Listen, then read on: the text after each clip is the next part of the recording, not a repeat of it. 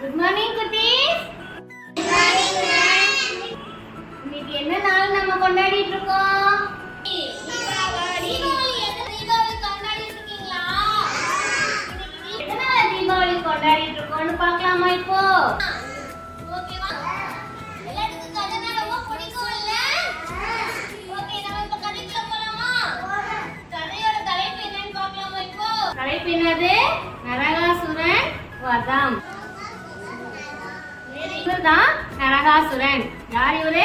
நரகாசுரன். நரகாசுரன் ஒரு அசுர குலத்தை சேர்ந்த தலைவன், ஒரு அரக்கன். இவர் என்ன பண்ணார்னா மக்களையும் தேவர்களையும் ரொம்ப கொடுமைப்படுத்திட்டே இருந்தார். மக்களால மகிழ்ச்சியா வாழவே முடியல. அதனால மக்கள் என்ன நினைச்சாங்க, இவரை எப்படியாவது பண்ணணும்னு சொல்லிட்டு யார்கிட்ட போய் கேட்டாங்க? விஷ்ணு பகவான் கிட்ட கேட்டுக்கிட்டாங்க. விஷ்ணு பகவான் என்ன பண்ணாரு?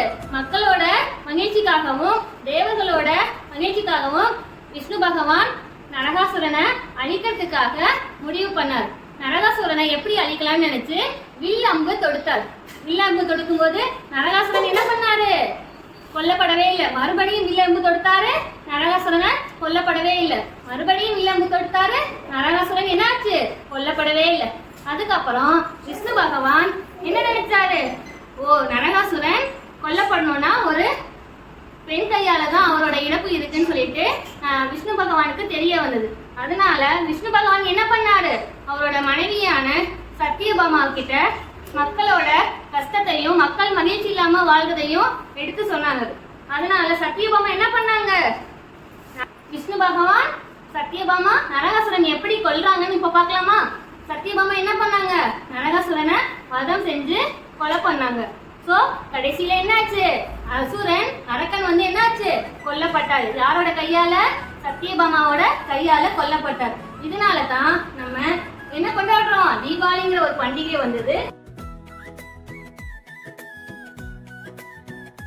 என்னோட இறந்த நாளை மக்கள் அனைவரும் மகிழ்ச்சியா கொண்டாடணும். அதனால வீட்டுல இனிப்பு பலகாரங்கள் செஞ்சு பக்கத்து வீட்டுக்காரங்களுக்கும் சொந்தக்காரங்களுக்கும் கொடுத்து அவங்களோட மகிழ்ச்சியை பகிர்ந்துக்கணும். அது மட்டும் இல்லாம வானம் முழுவதும் தீப ஒளியால இருக்கணுங்கிறதுக்காக தான் நிறைய வான வேடிக்கை வெடிக்கணும், பட்டாசு சத்தம் கேட்கணும், வெளிச்சமா இருக்கணும், தீபத்தால அவங்க வீடே நிறைஞ்சிருக்கணுங்கிறதுக்காக தான் தீபாவளிய எல்லாரும் வருஷம் அவங்க வீட்டுல மகிழ்ச்சியாவும் சந்தோஷமாவும் கொண்டாடுறாங்க. தீபாவளி எதனால வந்தது, எதனால நம்ம கொண்டாடுறோம், எப்படி கொண்டாடுறோங்கிறது எல்லாத்துக்கும் கதை தெரிஞ்சுதா?